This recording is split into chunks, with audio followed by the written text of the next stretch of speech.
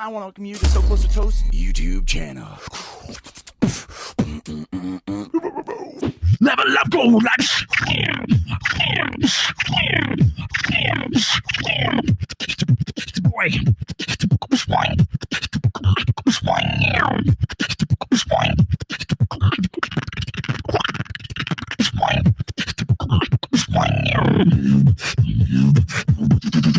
Last one, my.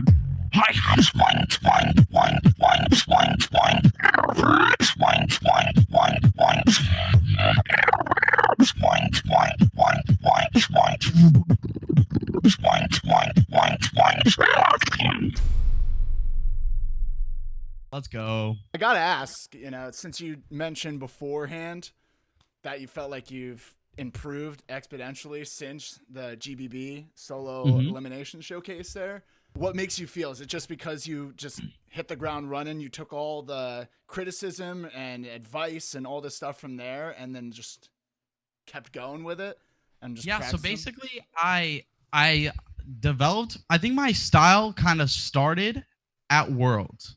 Okay. Like I think my style was like the first part of my like new style was at Worlds, and then GBB was like the test run, like what's gonna hit, what is nice, and then I was like, oh, okay, and I took what I learned from GBB and I started just listening to like a bunch of rhythm and dubstep. So now like I have all these techniques in inward bass, and before I was just spamming it, but now I've like put each technique into like its own song. So now it's all spread out. Like that's what the level up is now. That's awesome. Well, like just even listening to you now, it seems like things are becoming more cohesive. If that makes sense, like I'm more sure structured. You're feeling that structure. Speaking of like rhythm and dubstep, for me specifically, inspiration comes from like real music. For rhythm and dubstep, is there artists that you're listening to that are really like the main inspiration for sound effects and structuring? So my main inspiration, and this is like unreleased, but here we'll throw it in your little thing. Snap! That I have a song with Excision coming out next month. No way! Is this exclusive? This is exclusive. Yeah, dude, that's huge. That's like big. That's my favorite. That's my favorite producer. I've been listening to him since I was like 12, 11 years old, man. Like, damn. I mean, if it's one dubstep producer to collab with, I feel like he is definitely. Didn't Reaps collab with a Bass Nectar? Yeah, Bass Nectar, and that's also super dope too. Like that must have been surreal for him. But like Excision, same here, man. Like I don't know when I started listening to him, but it was probably 2012, 11 or something like that. With the Dat Stick was pumping stuff, Downlink, that whole like group of like industrial before all the Dat Stick problems. Oh god. Yeah. Rest in peace. Yeah. Rip. But like, even that whole was it Disciple record label is nuts. And I feel like I hear a lot of stuff like the sounds that you're creating. That rhythm and everything, it's just you can hear similarities, and it's so cool that like you've created this style for yourself that's like no other. So like I guess from like when I was doing research for this, I couldn't find really anything like on you, where you're from, even like your first name or anything. I just I couldn't find anything. There's like some weird wiki that explained you as like a bunch of adjectives of like bass god, rhythm god, and like that was like it. They're just like, yeah, he's from America. I was like, all right. So I guess like if I want to start off with something, like who is Audical? So where'd you come from? My name is Anthony. I'm Audical. I came from Tulsa, Oklahoma. I was the like only beatboxer in my city. That must have been a little interesting. Oh yeah, dude. Like I didn't practice with anybody for the first 5 years of beatboxing. That's first crazy. 4 years of beatboxing. When did you start? In 2013. Okay, yeah. September. I got my braces off that day. Like I played around with sounds and then it hurt. So I was like, okay, I'm gonna wait until I get my braces off because it was in like 2 weeks. So I was like, okay, I'll wait, and then I started. So obviously you knew about beatboxing before, like. Oh yeah, I knew about Worlds like early 2013, and then Xbox people, man. Yeah, all the online stuff. Speaking of online, big congrats. I saw that. I watched it. It was you versus Zero, right? And I was on like the Beatbox Talk thing, which I wasn't too familiar with, but I started looking back at your past, and it seemed like a lot of your beatbox battles were online stuff. Either was it more started off Skype and stuff like that? So it started the online battles really started on Xbox. Like That's we nuts. would get on, we would remember this, you were there. We would get in parties. Yeah. Somebody would have their like little beef, or like we would just battle, and two people would battle, and it would be like somebody won, and then boom, we jam. Like that's how it was. And then it switched to Ventrilo. Yeah. Ventrilo was like a very like small, like all the big people were on Ventrilo. That's and you hung like TeamSpeak, right? Or Ventrilo is like TeamSpeak. Ventrilo's first. Yeah, it's like TeamSpeak. Okay, it's gotcha. Just for anybody that doesn't really understand like what that is. So Ventrilo. Okay, so you guys know Xbox Party Chat. Ventrilo is like it kind of an old school voice program that we used. And Beatbox Talk, the old Beatbox Talk, that was their server. And that had all of the big beatboxers, because beatboxing around that point, like videos only got like 5K, 10K views. So like the community was like really close. And then once Swiss Beatbox came out, that's when kind of TeamSpeak era came out. And then Beatbox-Rap, which is this like German organization, made a TeamSpeak server that had daily battles. Wow. That's a grind. And it was like me, you know, like Inertia, Zero, Slyku, Frosty, Epos, all of these people like just getting on, and like we just battled every day. Like all these people that are winning now used to just battle on TeamSpeak.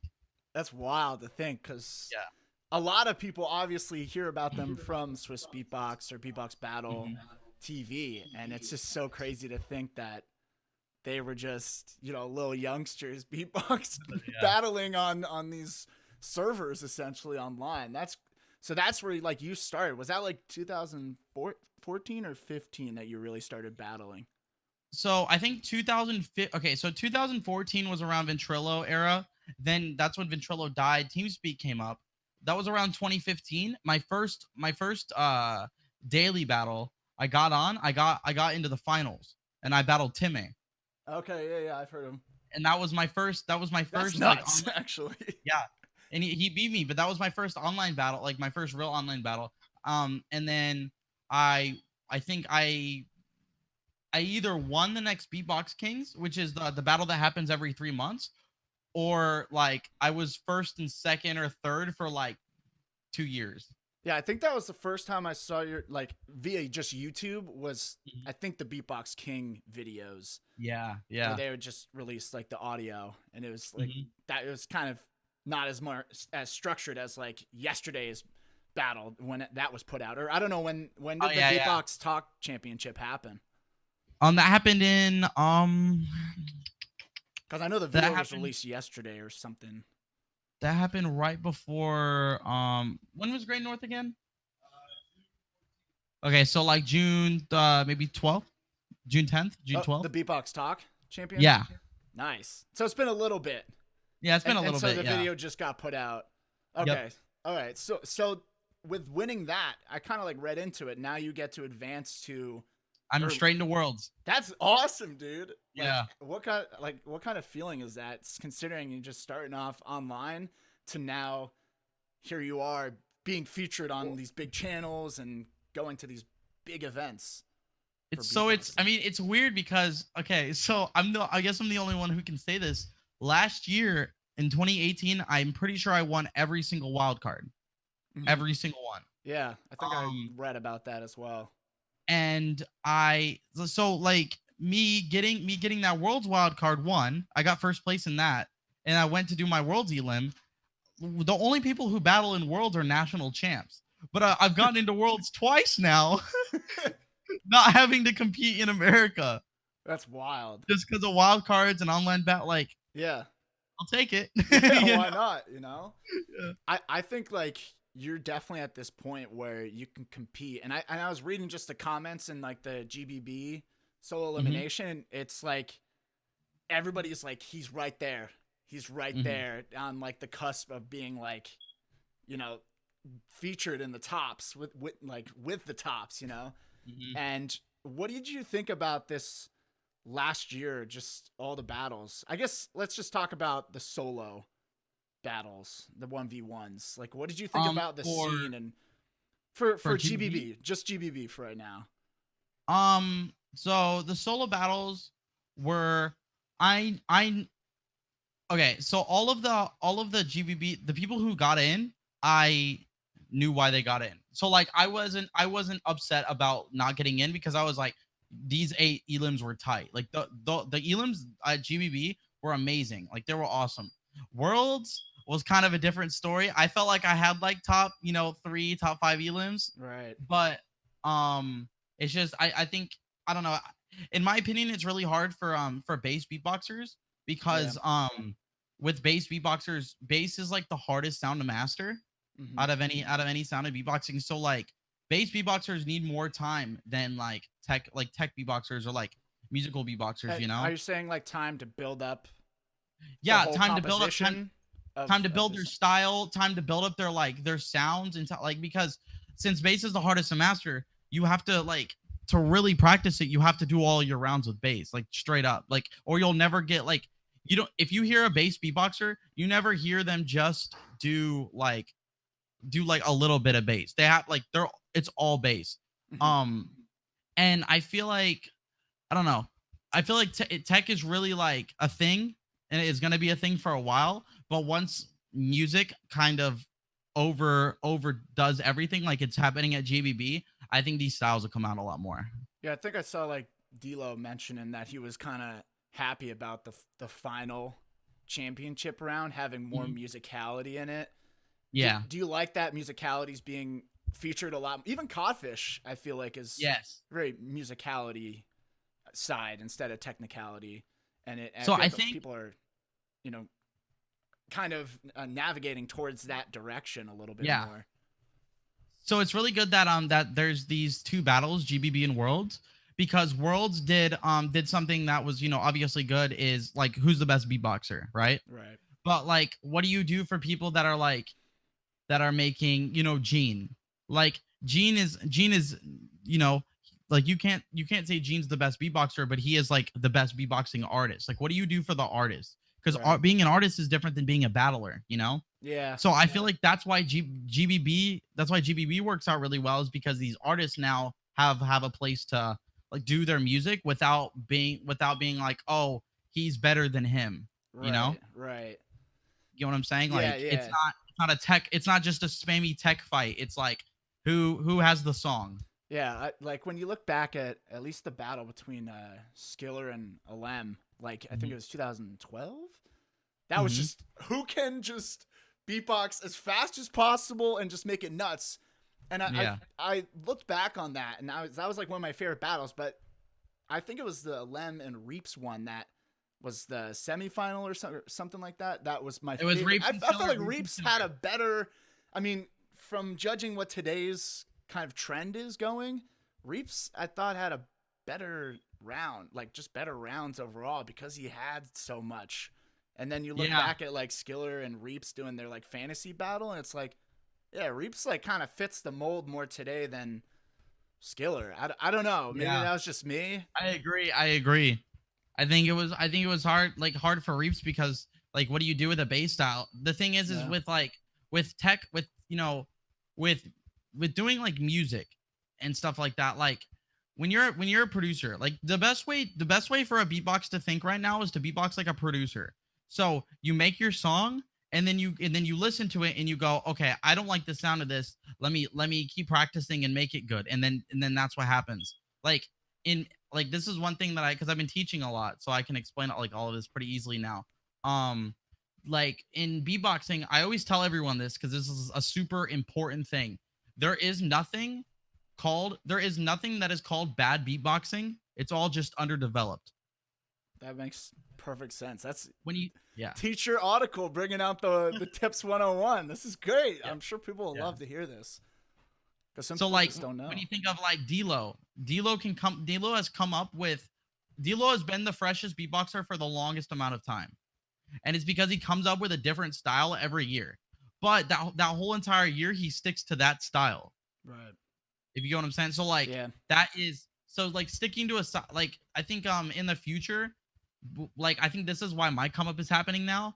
Now in the future with me coming out, P-Wad coming out, and all these people, they're people who do like maybe one or two sounds, but they've mastered it. Like it's quality. I think people are going to be looking for quality in the next couple of years. I think that's the next step. That's like the next trend, the next step forward. That's the next trend, yeah.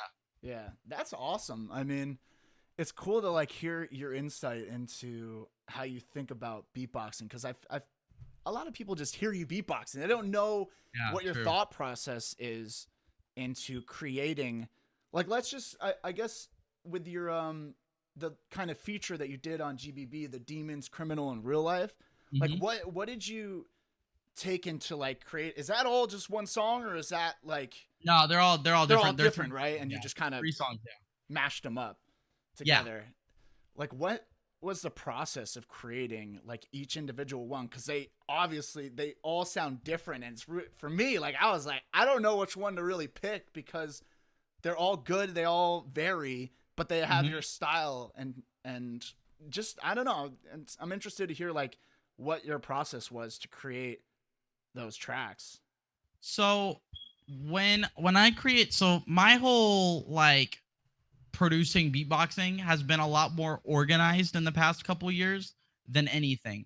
So when I come up with like a new technique, I record it, or I put it into a routine, because everything that I make, I add lyrics onto so that I don't forget it, because it's really easy to forget beatboxing, but it's really hard to forget lyrics. So if you attach lyrics to a drop, you'll never forget that drop, because that's the song, Right. Like, you don't forget a song, you forget beatboxing though. So I just tag things with lyrics, and then when I come up with like a really cool lyric, I come up with the drop. There's different ways. So like I'll come up with like a really cool lyric, and then I'll hold on that lyric. I'm like, oh, that lyric's sick. And then I'll just be thinking about what that lyric means, and I'll beatbox it. And then I make that my routine. So like I'll show you one right now, which is very with the lyric. Oh shit. All right.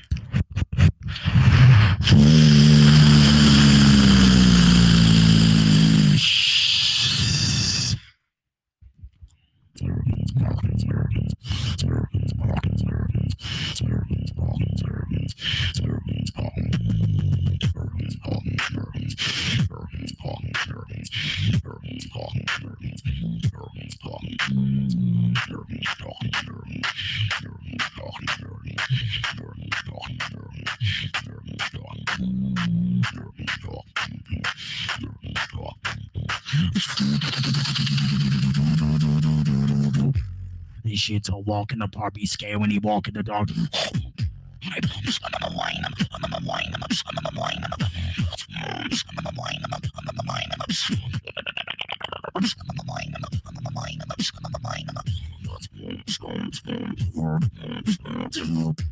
This shit's a walk in the park, be scared when you walk in the dark.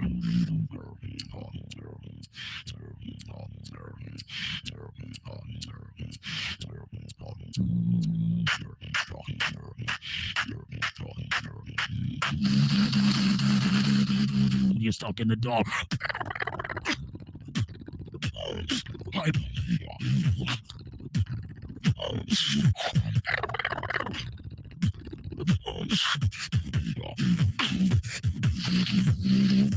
This shit's a walk in the park, be scared when you walk in the dark.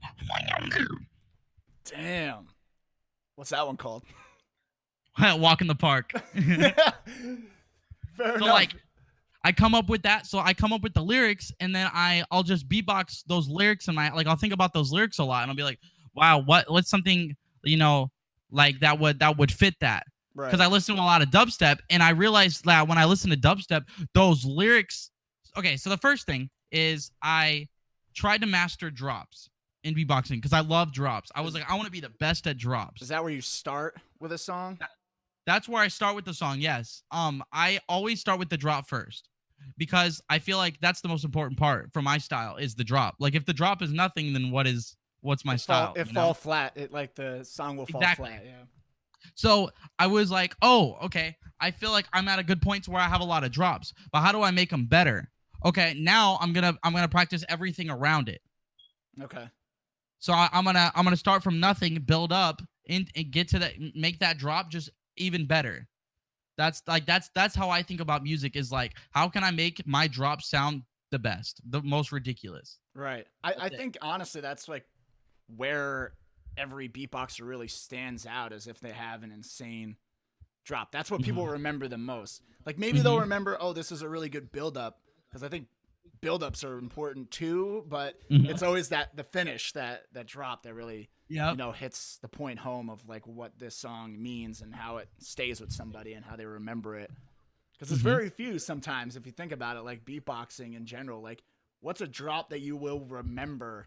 I feel like that's probably the hardest job for a beatboxer, is how to have, the fans and listeners just remember that drop individual, like just for an individual song.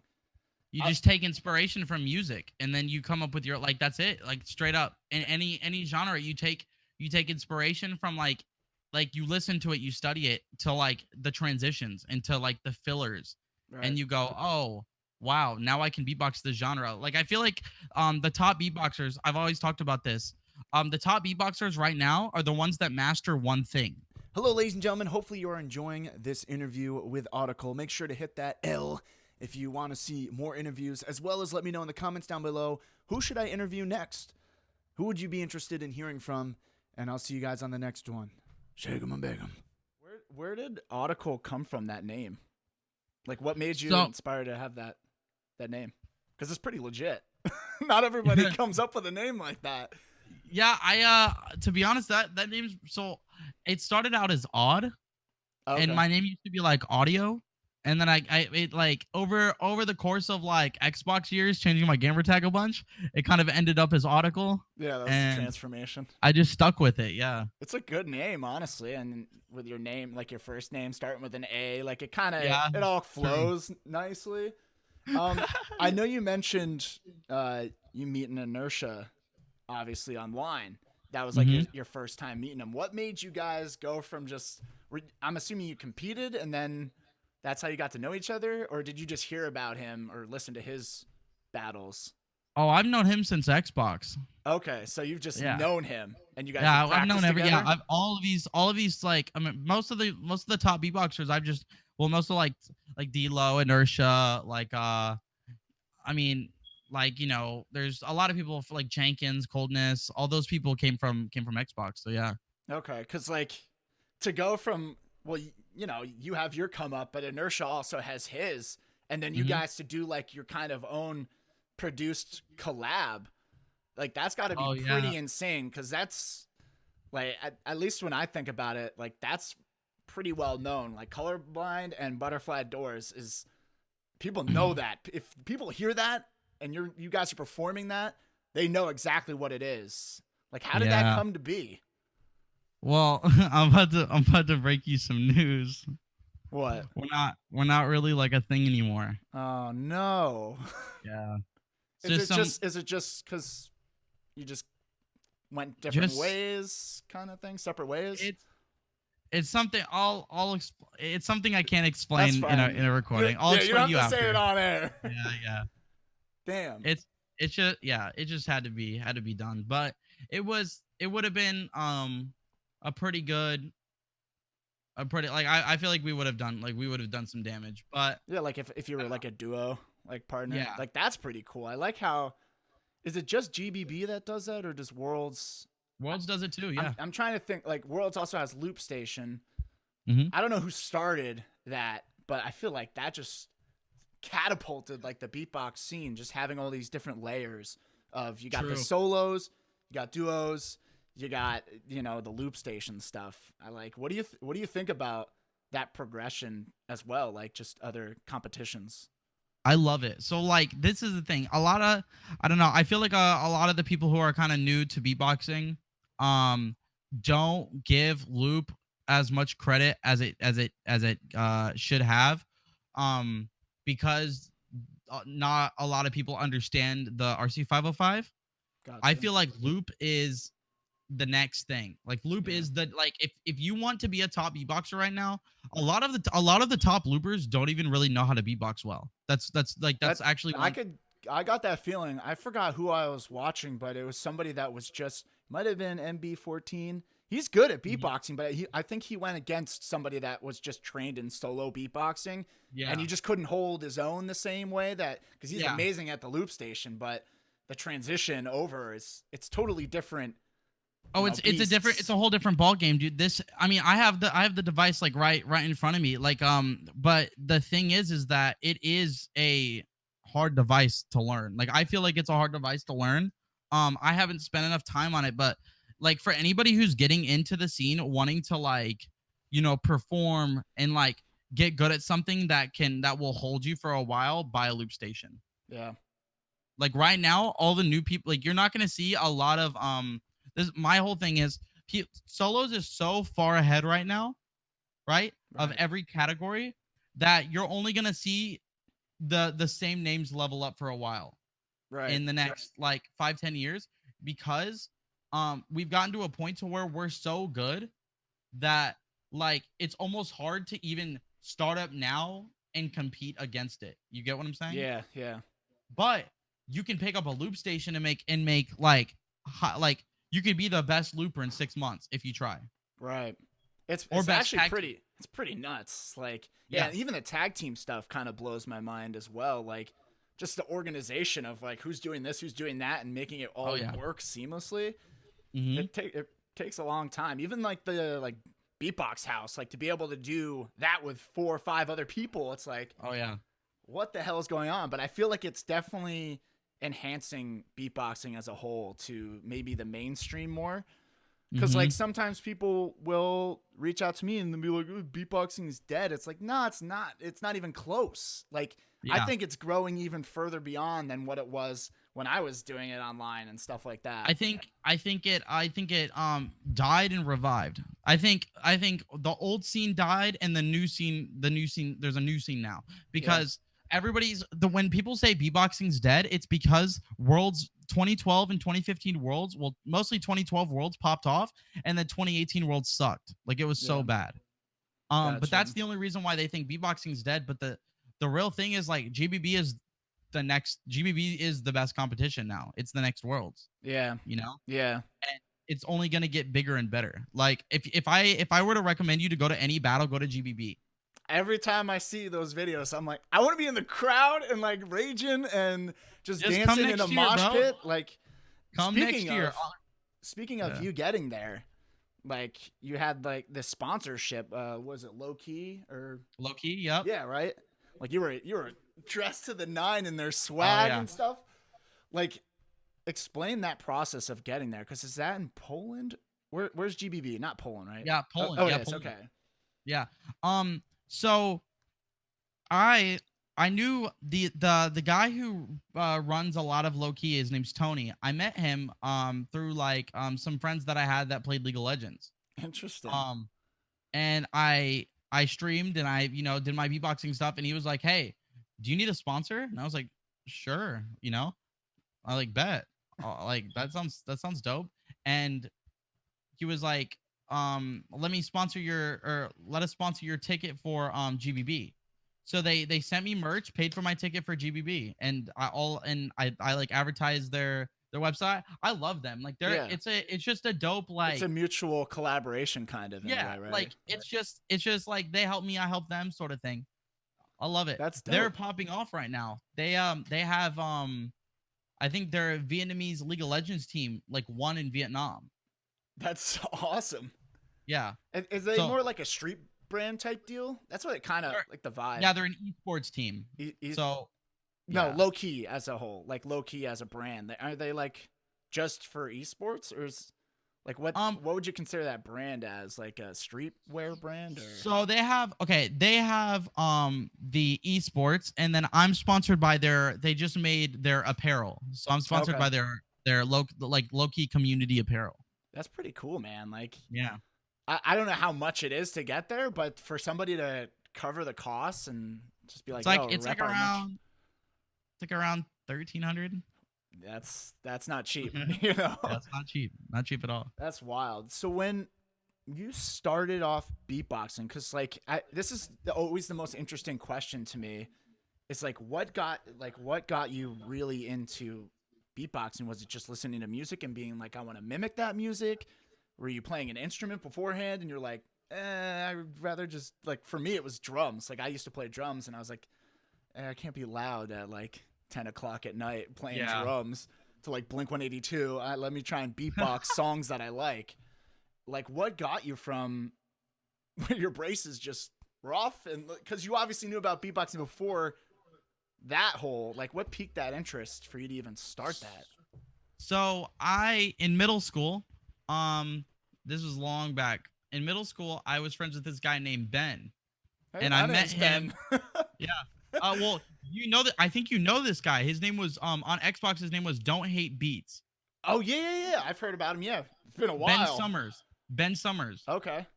He So this is what happened. I was playing alto saxophone. I was first chair at my school. And this is in middle school. And I always hung out with this guy on the bus. Like I sat next to him and shit. And he was a beatboxer, like a rapper and stuff like that. And I was like, whoa, that's cool. And I had him like added on Xbox. And I met through him, I met like Stab by Remix, Jordan Reed. I feel like I remember. I remember Stab by old Remix. Name. Yeah, these are all like the old. Stab by Clan. Yeah, the Stab by Clan. Yeah, and then I met Harmicide. Yep. And then when I listened to Harmicide, I looked up all of his videos and I watched him over and over and over because I loved it. He is nutty. And back then it was ridiculous. So I was like, oh my God, I want to learn beatboxing. And I didn't really pick it up until like later because I was like, there's no way I can do this, you know? But so I watched a bunch of beatboxing, but I never learned it for a while. Gotcha, yeah. And I had braces, so I was like, fuck that. But when I got my braces off, I just went in. I was like, okay, I'm learning. So yeah, and I'm sure like, I mean, at what age did you start? Like 14? 14? Around there, yeah. I can't like I'm just imagining like your bass then to now, because how old are you now? About to be 21. Oh man, when's your birthday? Soon? November 20th. Oh, happy almost birthday. That'll be exciting. But yeah, like just for the technique of that inward bass, like yours sounds like no other, to be honest. Like it really sounds like no other. And there's people that have it, but yours just goes darker and deeper than like any level that I've tried, and I'm like I feel like my throat is gonna catch on fire, and not in a good way. Like what made you practice to get to the point where you are? Is it just continually pushing, or like?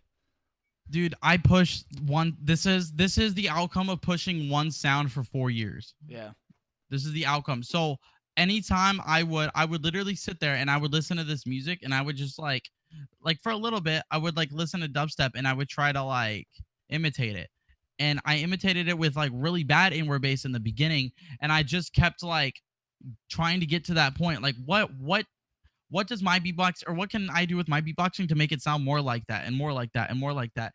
And then I started getting variations where I can do like 2 inward basses at once, or I can do 2 pitches at once. So like I'll explain to you real quick. Big little tutorial on inward bass, okay? For dummies, you know, inward bass for dummies. So I have to make a couple videos on this because right now I have about 10 to 15 inward basses that aren't named yet. Like that's nobody's crazy. Yeah, nobody's named them. Really. Yeah. So I have so we'll start out with the normal one. The normal one's just with it, which is basically just you breathing in. It's like breathing in and finding that spot. It's basically like inward chest bass. Yari yari yari. And then there's one where you kind of tense your throat, where it's like a little bit lower, and then you can get this different tone where you have this tongue position where it goes and it changes it. I found D-Lo's inward bass, he does the normal one and he does the uvula one at the same time, and I can do them separately so I can show you. So the normal one is and then the uvula one is. Is that the one where he could talk at the same time? Yeah. So and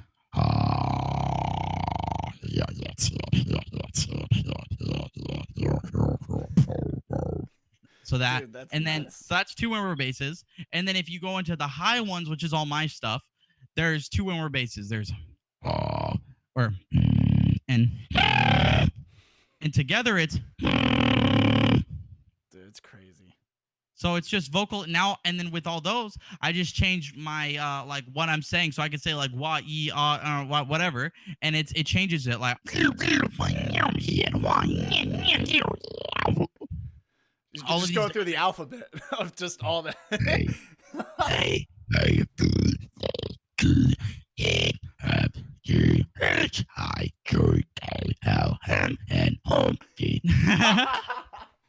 That's awesome, man.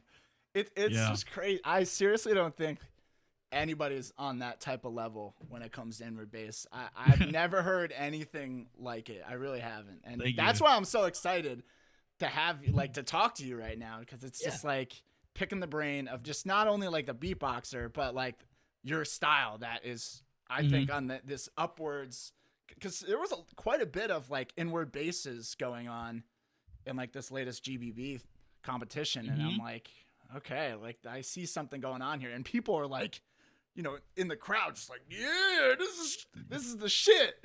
So like I think it's awesome too. Even I don't know if you can attest to this, but I think dubstep, the same way that you're talking about how like beatbox kind of went like down and then now it's going back up, I feel like dubstep had is going through the same thing. And I noticed it from like last year to this year that it's kind of trending into like, whoa, because people that were making trap are now making like this hybrid that has dubstep influences, and rhythm right now. Rhythm's huge. Rhythm, and like when I started rhythm, like I think rhythm really popped off in the past year while I was like practicing it, because I found out rhythm from my friend Crowell. Okay. Who made that Yasuo remix, what can it with Bomber. I play PUBG with Crowell, so like that was like a weird like, whoa, that's crazy, like you make the music I beatbox sort of thing. That's sick. Me up, and I just kept doing it. Yeah, and like Virtual Riot's making pretty insane. Well, he's just nuts on all Virtual levels. Riot's always nuts though. Yeah, but it's just like even like his songs that were rhythm were gaining a lot of popularity, and I feel like that helped also kind of put it into that next level. But yeah, for people that have no idea what rhythm is, like, can you explain kind of what it is? So rhythm is basically it's a different type, it's a subgenre of dubstep. So dubstep is going to be like, dubstep's pretty open. With rhythm, you're going to have the same kick and snare pattern where it's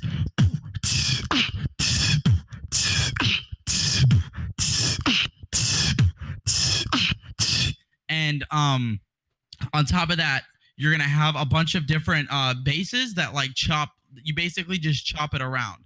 So you could have like chop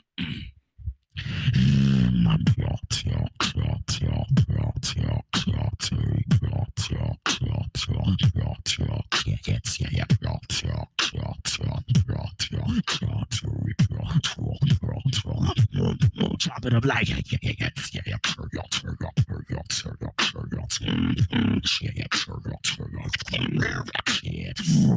which is just chopping up bass and doing it in different ways. And it's all really like how I like process it. It's really focused on the transitions. Like transitions are the craziest thing in rhythm, where you can like I have one where it's like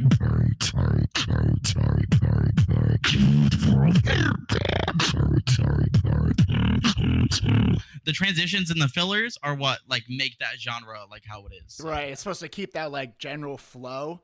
But yeah, like you were saying, like the fillers and stuff is what keeps it unique, and you know, for the artist, producer, beatboxer, you know, whoever is doing it. I feel like you're the only one that's really doing rhythm stuff.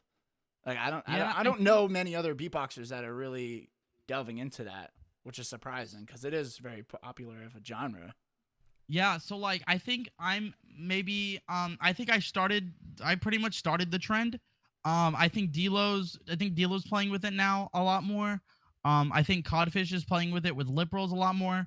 Napalm's been doing rhythm for a little bit, which is good. But he's been doing it just like sub lip rolls.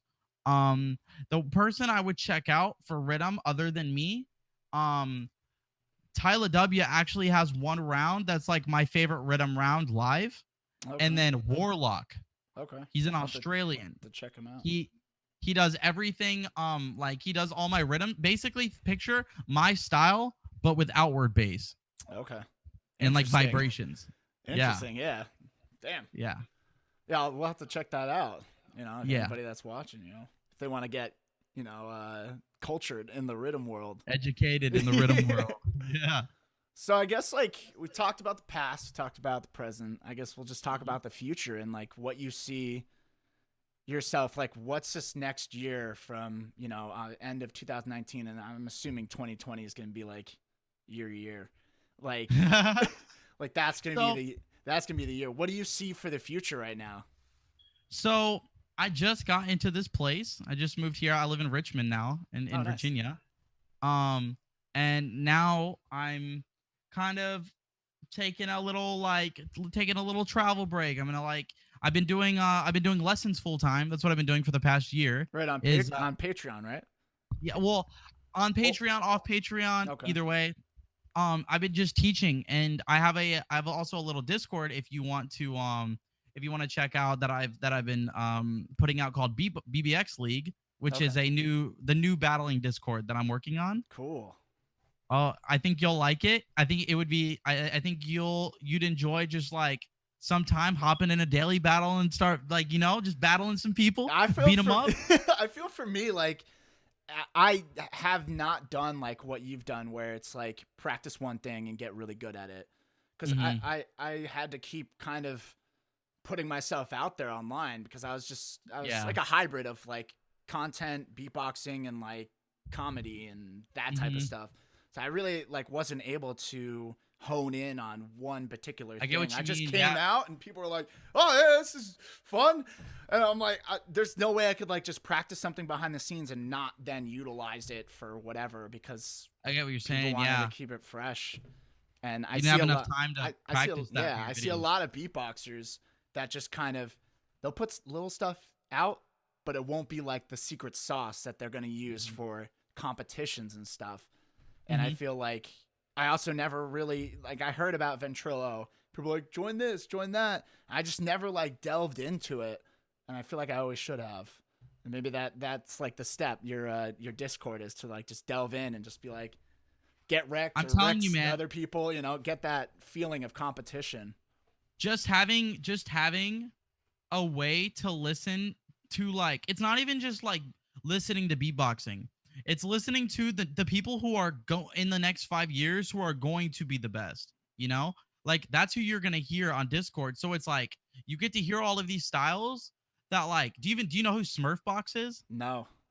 Oh my God. Do you know who X-Flaws is? No. Do you know who, I mean, you know P-Wad, you just saw him. Yeah. But I didn't really know about him before that. Like that, like all that video just came out. It's like, bro. Whoa, what the hell? This guy's got an insane style. All these beatboxers that you're hearing that come out of nowhere's Discord.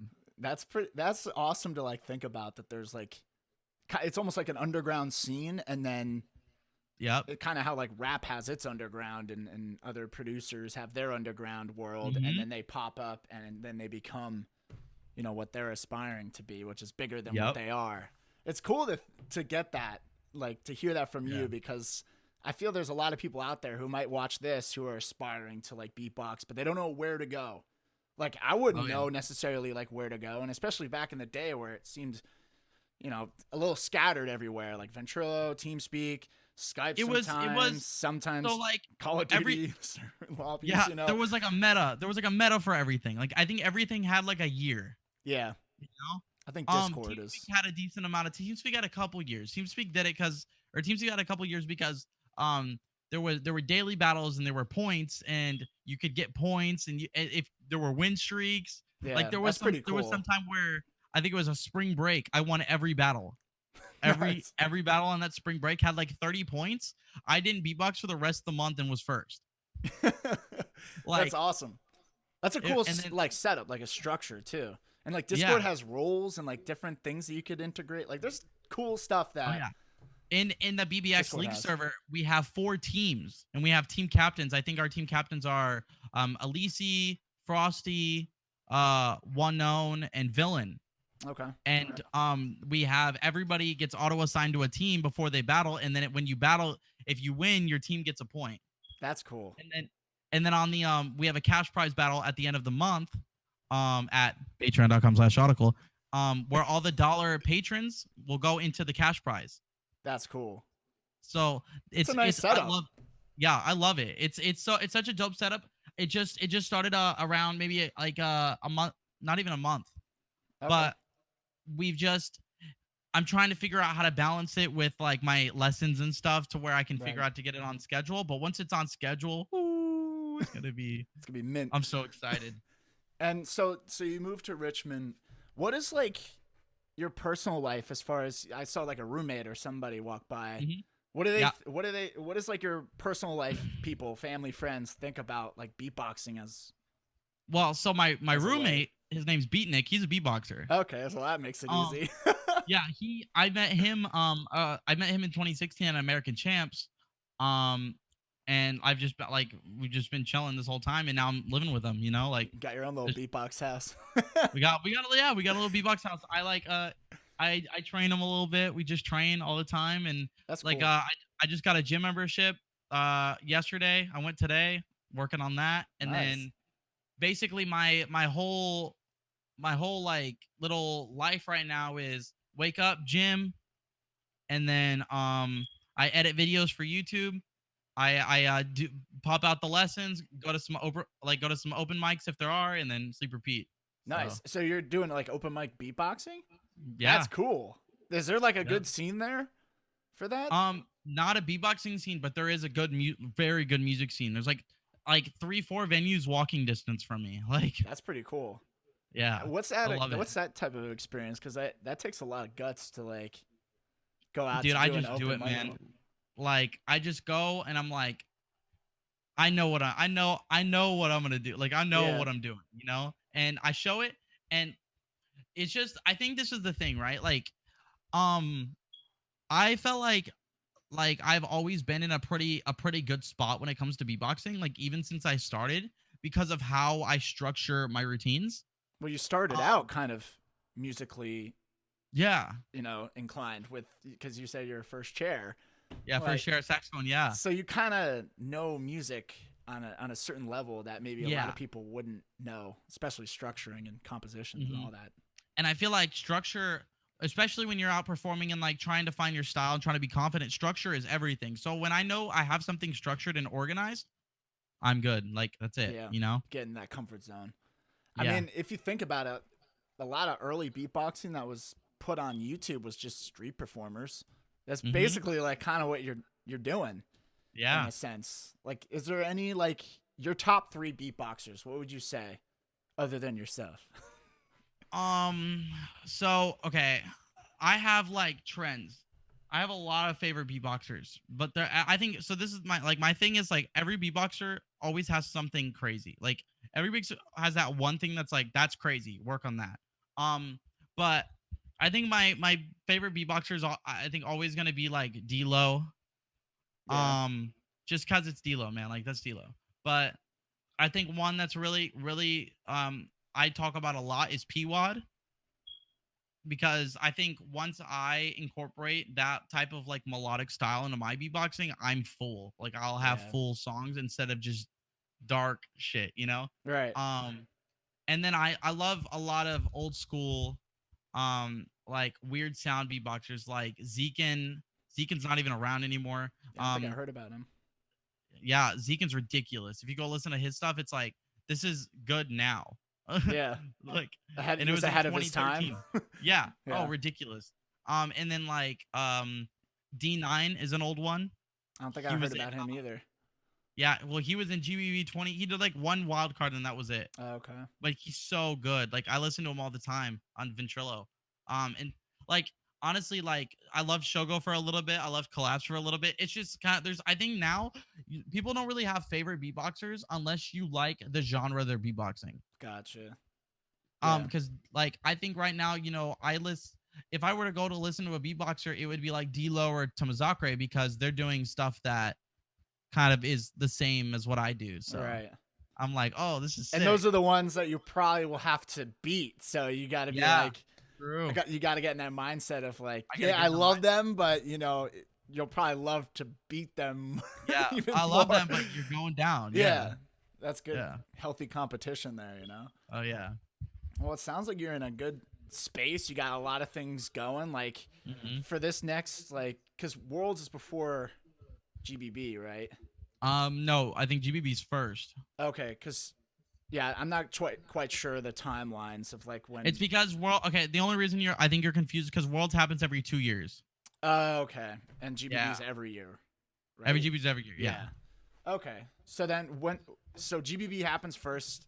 I'm assuming what's the process of going? All right, so I gotta win a wild card again, and I already have my routine set. I'm just gonna go record at high quality. I'm just gonna pop off. Like that's how it is with the wild cards.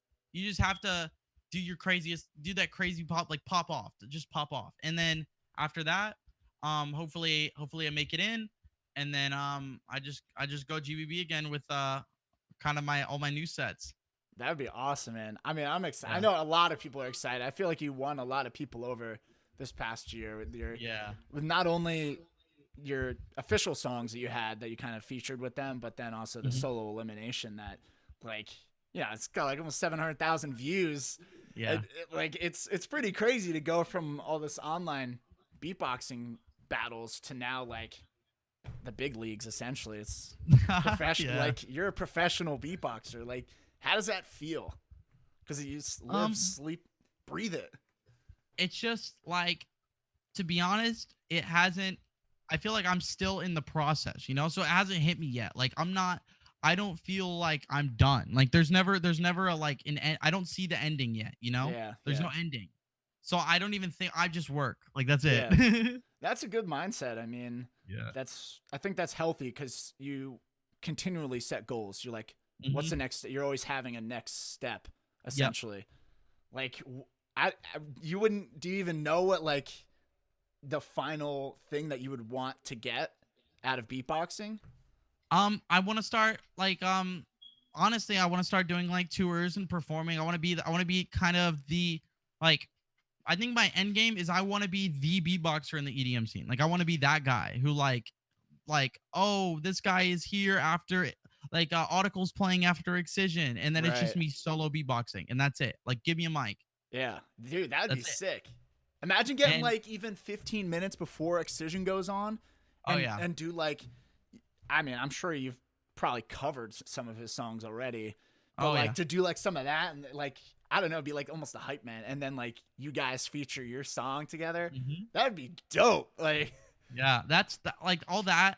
I really want to work on so I gotta get a cloud lifter for my SM7B, and then I'm gonna record my album. I have a friend who I knew like I didn't even know he lived in Richmond, who's a videographer like an hour away. So we're gonna go record music videos for it and stuff. It's gonna be so sick. Dude, that'll be awesome. I think that's the next step. I think like there's some beatboxing that could totally just be like streamed on Spotify and be like an album. Even Dub Effects has like really cool sounding stuff that combines beatboxing with music, and it's really unique stuff. Reaps is doing that a little bit too more. I could definitely see that being like a future for any beatboxer. Definitely you. Like you already got like so much structure and this kind of future like set in place. Like I feel like you have this road and you know exactly how it's going to go and what you need to do to get there. Yeah, I think the only scary thing for me is how to make content without. So like I'm gonna try and figure out how to make beatboxing content without like limiting like my routines. So like making beatboxing content without going, here's all my new stuff, you know? Right. Like because does that kind of give you different road? Does that kind of like expose you a little bit to like maybe somebody else could take that sound and like enhance it or clap back. How it seems like that was D-Lo's like move for a lot of people this past year, was like, oh, you did that sound, I know this sound too, and let me do it differently or flip it and clap back. Like that was a big thing this year, I felt like, for most beatboxers. Yeah, I think Collapse told me at Worlds, he was like, you shouldn't, because I was like, oh, I want to start YouTube, I want to start doing YouTube, so I started uploading routines. Well, I uploaded routines before Worlds, and he was like, I feel like everybody, he was like, well, he wasn't going to speak for everyone, but he said, I feel like a lot of people like, you know, watch your videos on YouTube and then it kind of spoiled what you were going to use at Worlds. And I was like, true, that is true. Because I had a lot of like routines on my YouTube channel at one point. So I privated them all because I was like, oh, I don't want to just be like, oh, here's a routine, here's a routine, here's a routine. Let me like change my my content. So I have these, I stream the GBB reaction videos, and I'm back to uploading them. I'm about to upload all of them. I did them all in like 2 or 3 streams, and I'm just cutting and uploading them. So nice. Yeah. And then after that, good flow of content, and I'm sure a lot of people want to hear like your insight into that, you know. I think that's interesting.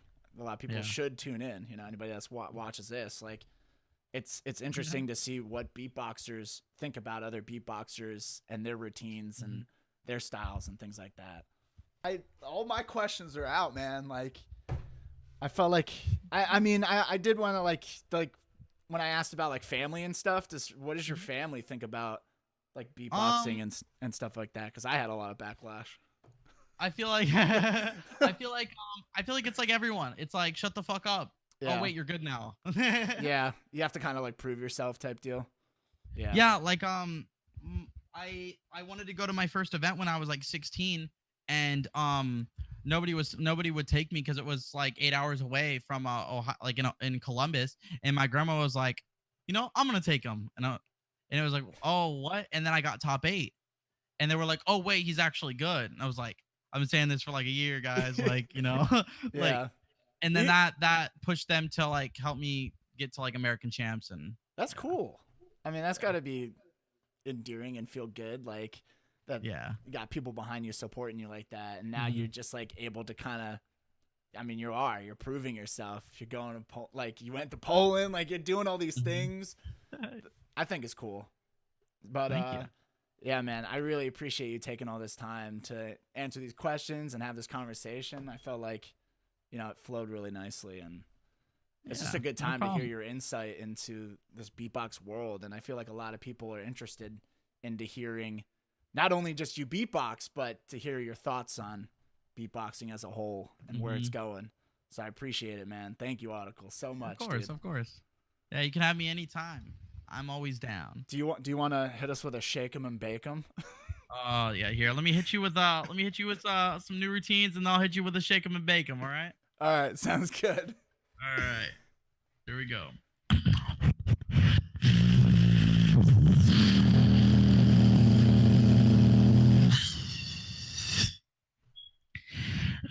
Shout out to Toast. Ooh, that's deep. Who was the?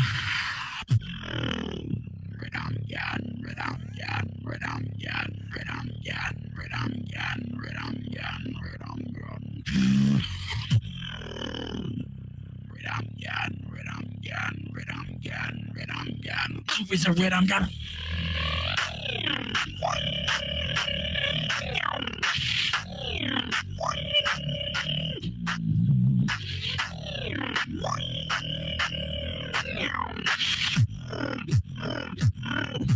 Rhythm remix.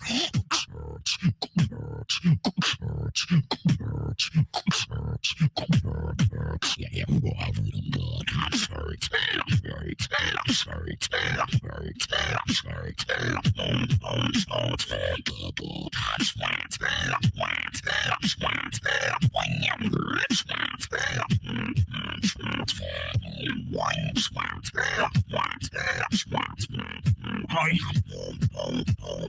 Who is that?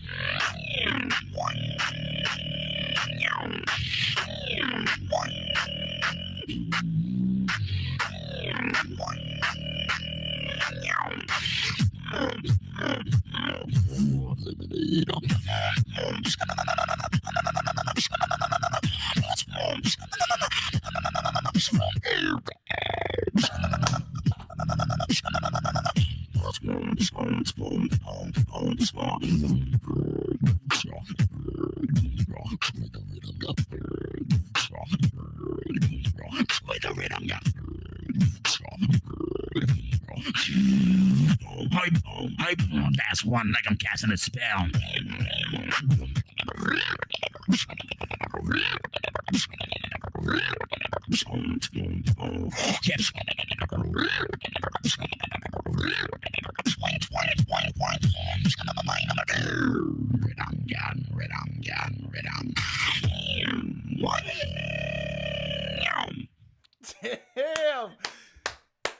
Dude, that was awesome, man. Thank you. Of course. Dude, anything you want to shout out? Let people know where to find you. Yeah, so I mean, you can just look up YouTube Audical. Basically the best thing to do, hit up patreon.com/Audical. I teach one-on-one lessons. I do workshops on my server. A lot of good stuff. Help you guys. Do you guys want to be the rhythm god? Or do you want to be the best in your genre? Yeah, that too. But yeah, awesome. That's about it. Thank you, man. Thank you. You want to hit me with a shake and bake 'em?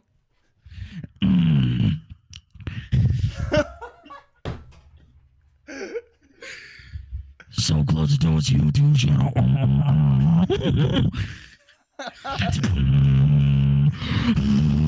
And then here's the outro. Rack City, bitch.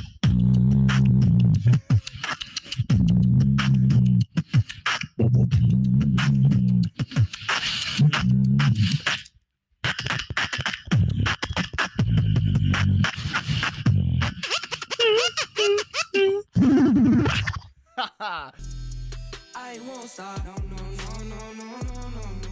I won't stop, I won't stop. I won't stop, no, no, no, no, no.